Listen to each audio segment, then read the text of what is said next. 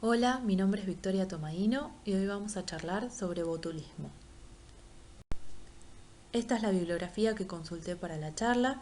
Tenemos la guía de 2016, Guía Argentina de Prevención, Diagnóstico, Tratamiento y Vigilancia Epidemiológica del Botulismo Alimentario, una actualización del CDC del 2021 de Diagnóstico y Tratamiento, y para la parte epidemiológica, el Boletín Integrado de Vigilancia del Ministerio de Salud. Para introducirnos en el tema, el botulismo está causado por la bacteria Clostridium botulinum. Estas bacterias son bacilos gram positivos, móviles, anaerobios obligados y formadores de endosporas, que estas esporas son la forma de resistencia de la bacteria, ya que en entornos de crecimiento hostiles tienen la capacidad de resistir las medidas estándares de cocción y procesamiento de alimentos, resistiendo a altas temperaturas de ebullición de 100 grados centígrados por más de 5 horas, aunque sí logran destruirse a más de 116 grados centígrados por lo menos 10 minutos. Estas formas están presentes en el intestino de humanos, de animales, de aves y peces y que terminan contaminando suelos, sedimentos marinos y lacustres que a través del transporte de polvo pueden contaminar alimentos que posteriormente vamos a utilizar para la producción, por ejemplo, de conservas. Aunque también pueden contaminar la producción de miel, que va a terminar siendo un factor de riesgo fundamental para el botulismo del lactante. Estas esporas, en condiciones apropiadas de anaerobiosis, de pH mayor a 4,5, de temperaturas mayores a 10 grados centígrados y en bajas concentraciones de sal y azúcar, pueden germinar y así dar lugar a la forma vegetativa o infectante de la bacteria, con la consecuente producción de la neurotoxina o toxina botulínica que termina generando la enfermedad conocida como botulismo. Estas toxinas son varias, se nombran de la A a la F y son termolábiles, es decir, que pueden destruirse a 80 grados centígrados por lo menos 30 minutos o a 100 grados centígrados por lo menos 5 minutos. Estas son las toxinas botulínicas descriptas, aunque en la actualidad se están describiendo cada vez más. La A y la B son las que más frecuentemente se encuentran en brotes de intoxicación alimentaria, en botulismo del lactante y en el botulismo por heridas, siendo la A la que genera un síndrome más severo, con mayor tasa de asistencia respiratoria mecánica y que es considerada un agente extremadamente tóxico, ya que la dosis letal para el hombre por absorción bioral es tan solo de 0,1 a 1 microgramo. La toxina B en general produce una enfermedad más leve que la toxina A. La toxina C no se absorbe en el tracto gastrointestinal humano. La toxina D no bloquea la transmisión neuromuscular en estudios que se hicieron en tejido humano, con lo cual estas dos últimas toxinas no serían relevantes clínicamente. La toxina E tiene una severidad variable, se la asocia más frecuentemente con síntomas gastrointestinales y con el consumo de productos de origen acuático. Y también está producida por Clostridium butyricum. La toxina F es más rara, tiene una progresión rápida con una parálisis extensa y falla respiratoria, pero la recuperación suele ser más temprana y también puede estar producida por Clostridium barattii. Y finalmente la toxina G no está producida por Clostridium botulinum, sino por Clostridium argentinense, pero a la fecha no hay casos reportados en humanos. En cuanto a la clasificación, tenemos dos formas de presentación, la intoxicación y la toxoinfección. La intoxicación sería por absorción de la toxina ya preformada previamente y esta es la forma más frecuente del botulismo alimentario. Los principales alimentos que se contaminan son las conservas caseras de origen vegetal, aunque también puede ocurrir en las de origen animal o mixta, como son los escabeches, y también hay casos reportados de elaboración industrial. La forma iatrogénica es por uso inadecuado de la toxina con fines terapéuticos. Como ustedes saben, la toxina se utiliza tanto para efectos estéticos como en algunas condiciones neuromusculares. La forma laboral sería por manipulación de la toxina en los laboratorios y la bélica o terrorista sería por uso de la toxina como arma química, ya que como dijimos antes es un agente extremadamente tóxico y letal. En cambio, la toxoinfección ocurre por colonización de la bacteria y producción de la toxina in situ. Este es el caso más frecuente del botulismo del lactante, en el que el lactante ingiere la espora que germina en el tracto gastrointestinal y ahí se libera la toxina.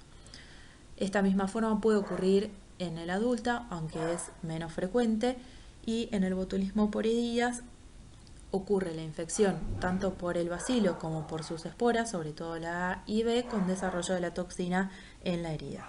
Estos casos se ven más frecuentemente asociados a usuarios de drogas endovenosas o lesiones traumáticas como las que ocurren en accidentes, sobre todo de motocicleta, que son las heridas más sucias, y en algunas cirugías.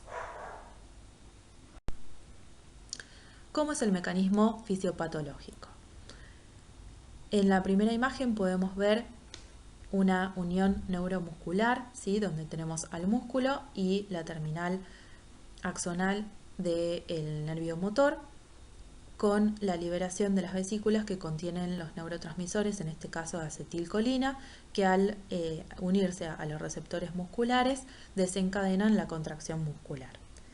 Entonces, al absorber la toxina botulínica, ya sea por ingestión de la toxina en alimentos contaminados o por colonización de heridas de intestino y producción de la toxina in situ y absorción a través de la mucosa intestinal, o por inhalación o inyección, la toxina llega rápidamente al torrente circulatorio y de ahí a las terminales nerviosas periféricas colinérgicas, que es donde actúa principalmente, otra vez, digamos, en la unión neuromuscular, pero también puede actuar en las terminales parasimpáticas, postganglionares o en ganglios periféricos. La toxina se une al receptor, es internalizada a nivel presináptico y termina bloqueando la liberación de la acetilcolina, con lo cual no hay desencadenado la contracción muscular, ¿sí? En el músculo. Esto genera un bloqueo neuromuscular permanente que solo se va a recuperar cuando se forme una nueva placa mioneural por rebrote del nervio motor comprometido, con lo cual esto puede tardar varias semanas o meses, incluso hasta años, hasta la recuperación completa. En cuanto a la epidemiología, el primer caso reportado y confirmado en nuestro país fue en Mendoza en 1992 y fue por el consumo de espárragos en conserva casera. Entre el 94 y el 2007 se reportaron 36 brotes de botulismo alimentario que involucraron a 60 personas. Y entre el 2008 y el 2014 se notificaron 564 casos, de los cuales el 75% se correspondió a botulismo del lactante y 143 a botulismo alimentario.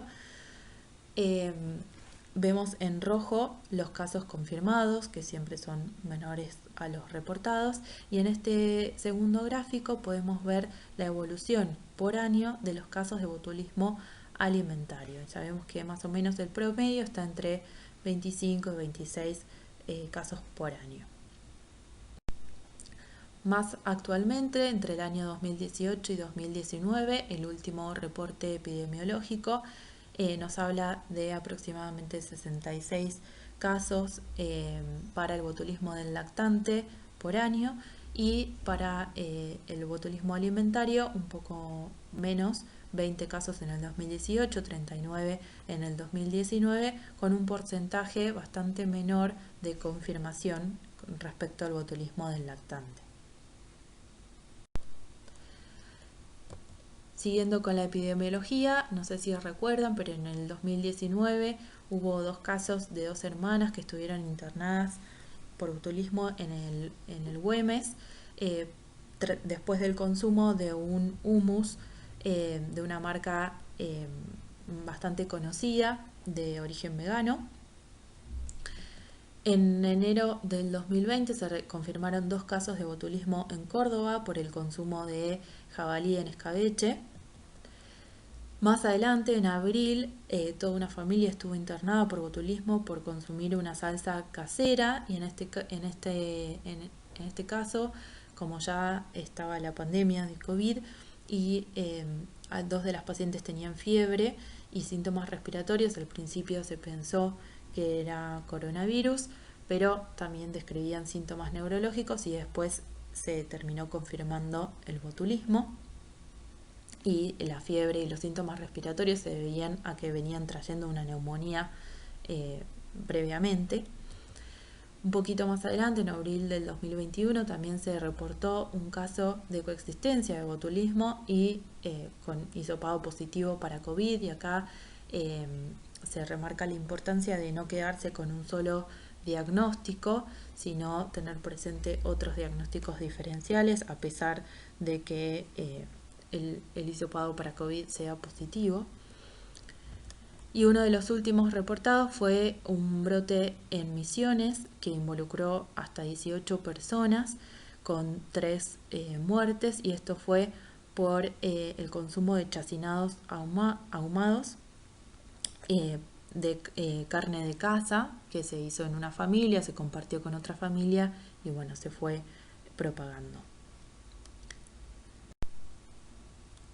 Para hablar un poco de la clínica, el periodo de incubación está entre 12 y 36 horas, es muy rápido, a veces puede ser hasta 6 horas o prolongarse hasta 10 días, y esto tiene que ver con la cantidad de toxina que se ingiera.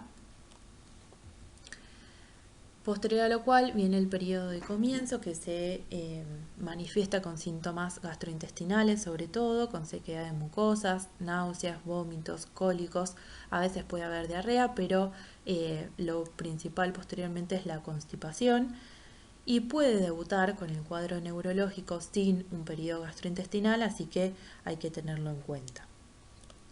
Finalmente viene el periodo de estado con la clásica parálisis descendente y simétrica, que empieza por lo general con visión borrosa, diplopía, ptosis palpebral, midriasis y mucosa seca, son los síntomas más frecuentemente reportados, y va continuando hacia abajo con disfagia, dificultad respiratoria, parálisis de los músculos respiratorios accesorios, que son la principal causa de llevar a la asistencia mecánica y de paro respiratorio. Y finalmente concluye con la parálisis proximal, primero de miembros superiores y posteriormente de miembros inferiores.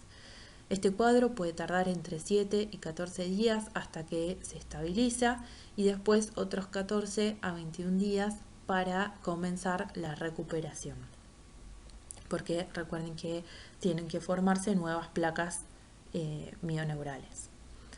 Lo que sí hay que tener en cuenta es que en todo momento el paciente está consciente y afebril, ¿sí? No hay pérdida de conciencia, no hay trastornos de sensibilidad y no hay fiebre, a menos que surja una complicación infecciosa durante la internación. Finalmente, el periodo de recuperación. En este periodo los síntomas desaparecen en el sentido inverso a su progresión, es decir, que los últimos signos que desaparecen son las parálisis oculares, y la recuperación va a depender del tipo de intoxicación. A mayor cantidad de terminales afectadas, mayor va a ser el tiempo de recuperación. Por eso es que puede haber un mínimo de entre 2-3 semanas, pero puede llegar a tardar hasta 6-9 meses o incluso hasta 2 años para la recuperación completa.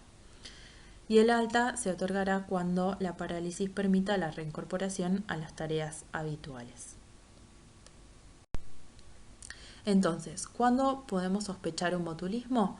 Cuando tengamos presente un cuadro de parálisis muscular flácida, descendente, simétrica, con parálisis secretoras, sin trastornos de la conciencia, sin alteraciones de la sensibilidad y con ausencia de fiebre. La tríada clásica para el botulismo del lactante es la constipación, la hipotonía y el reflejo fotomotor lento. En cuanto a los diagnósticos diferenciales, los más frecuentemente que tenemos que pensar, digamos, son la miastenia gravis y el síndrome de Guillain-Barré, sobre todo la variedad Miller-Fisher, que es la que involucra oftalmoplegia y puede haber síntomas oculares y de parálisis facial. Pero también puede ser el ACV, lesiones medulares, meningoencefalitis y cualquier síndrome que genere parálisis muscular flácida. Entonces, en cuanto al diagnóstico, comienza con nuestra sospecha clínica. Es muy importante no descartar la posibilidad del botulismo por ausencia de los factores riesgos típicos de exposición, o sea que no haya tenido ningún consumo de algún alimento sospechoso o el consumo de miel en el lactante, no descartarla, pero sí si ocurre más de un caso sospechoso y sobre todo si estos pacientes tienen alguna conexión entre ellos, eso sugiere una fuente común y aumenta la probabilidad diagnóstica. Lo ideal es siempre extraer las muestras de sangre y materia fecal antes de iniciar la antitoxina botulínica y lo más pronto posible desde el comienzo de los síntomas, porque eso aumenta el rédito de detección de la toxina. En el caso del botulismo alimentario, la detección de la toxina en el suero es bastante factible de verla positiva, sobre todo en los primeros días, pero también se puede detectar en materia fecal hasta 7 días después de la ingestión del alimento sospechoso e incluso después del tratamiento, porque los organismos pueden persistir en heces a pesar de que la toxina se haya neutralizado en suero, y esto permite confirmar el diagnóstico en los casos en los que el suero es negativo.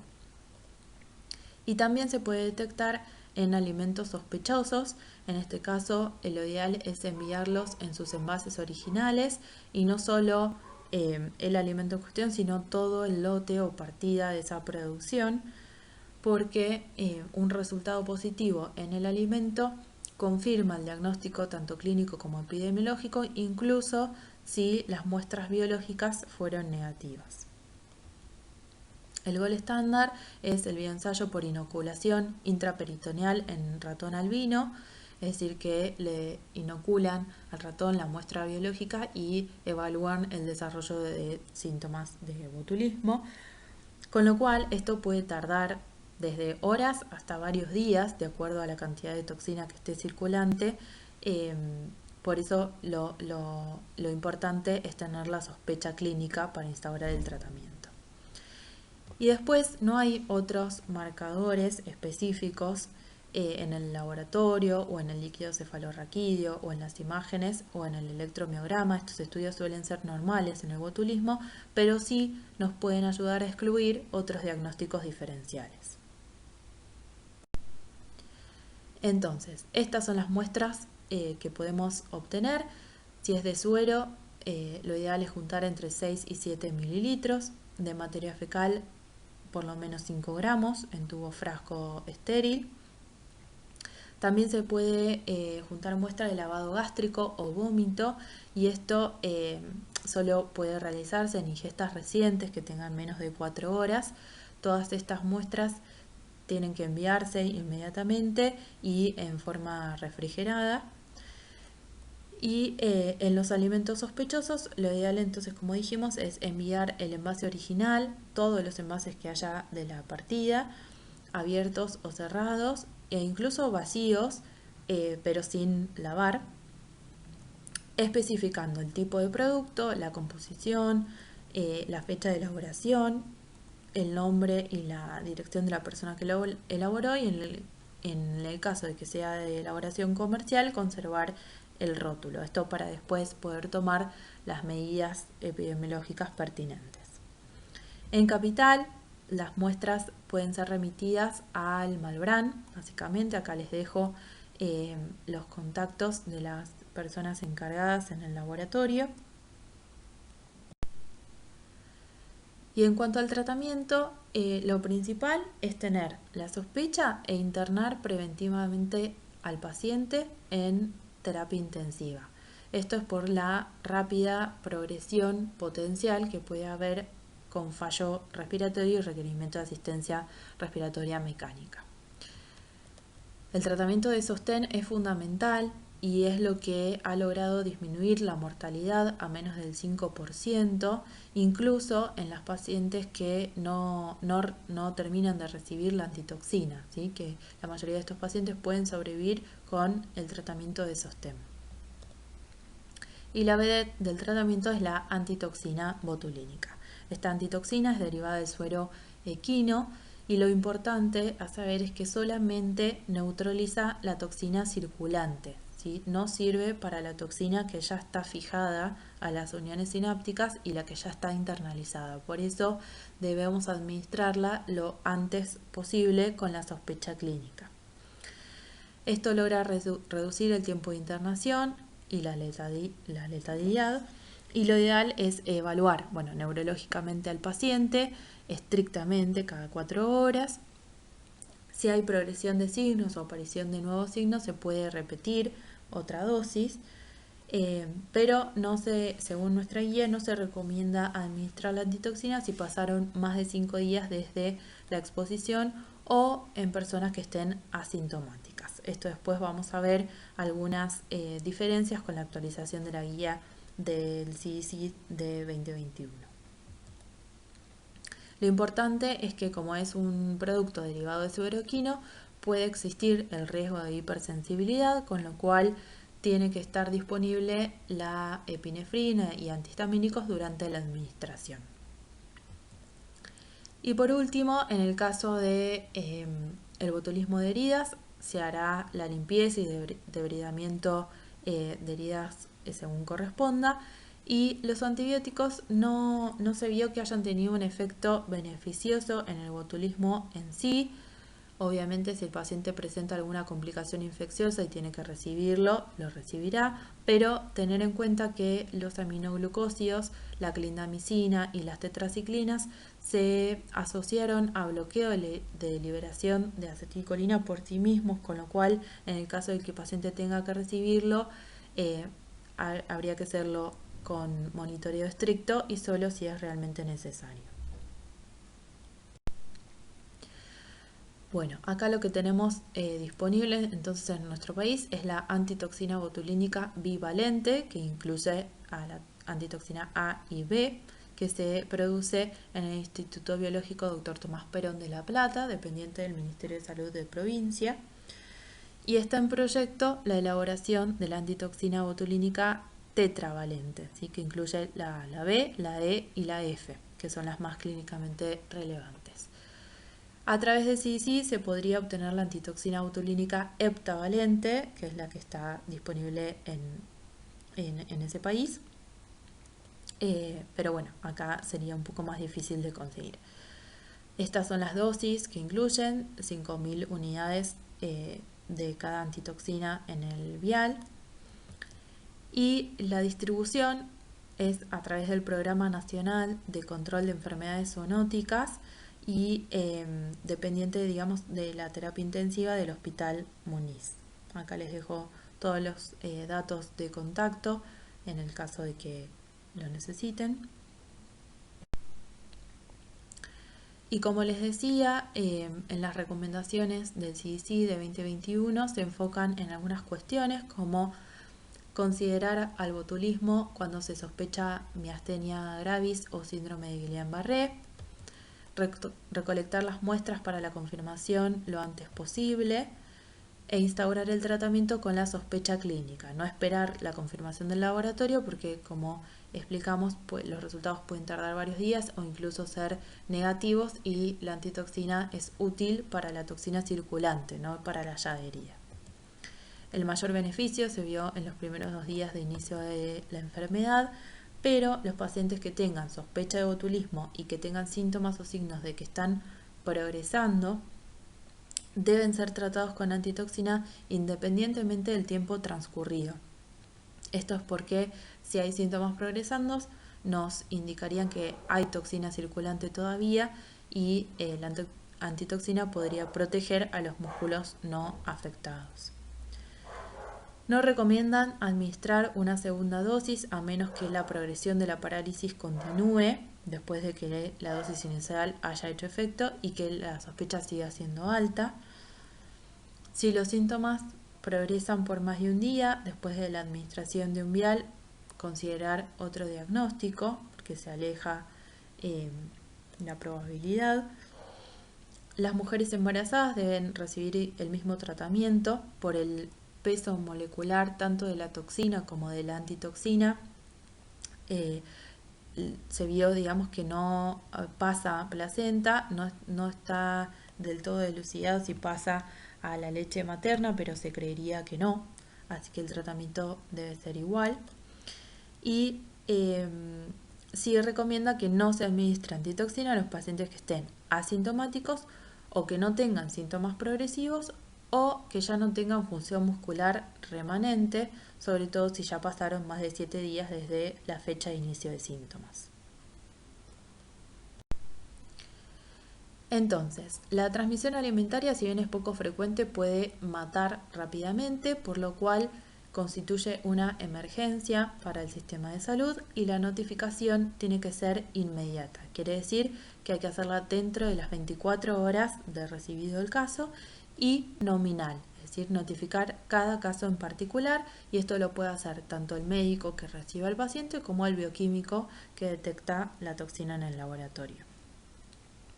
Y la vigilancia epidemiológica es fundamental para poder implementar las medidas de prevención y de control para el tratamiento precoz de los casos sospechosos, la identificación de la gente y la planificación de intervenciones. Y una vez que se notifica, se dan alarma y a todas las medidas de prevención, de identificación de los lotes del alimento que sea sospechoso para sacarlo de circulación, pero esto comienza con la notificación. Acá les dejo el link para el acceso a la ficha de notificación del botulismo, que es esta. Y en cuanto a la prevención, para el botulismo del lactante, el principal factor que se puede evitar es la administración de miel a los niños menores de 1 año. Esto es porque de todos los casos de botulismo del lactante en el que se identificó la causa, el 60% fue por consumo de miel, ¿sí? Por eso este es un factor prevenible y evitable. Y en el caso del botulismo alimentario, bueno, cocinar los alimentos en una olla a presión a 116 grados para destruir las esporas antes de enlatarlos, y una vez enlatados, antes de consumirlos, lo ideal sería calentar el envase cerrado, sumergido en abundante agua, o sea, baño María, por 30 minutos por lo menos a 100 grados centígrados para destruir la toxina potencial que podría estar presente en la conserva. Y obviamente descartar todo alimento que se considere sospechoso, o sea, si hay cambios del color, de la consistencia, del olor, la turbidez del líquido, del sabor anormal si se llegó a probar, o en el caso de que las tapas estén hinchadas o que al abrirlas haya expulsión de gas, bueno, ahí taparlo inmediatamente y desecharlo. Bueno, y eso fue todo por ahora. Muchas gracias por su atención.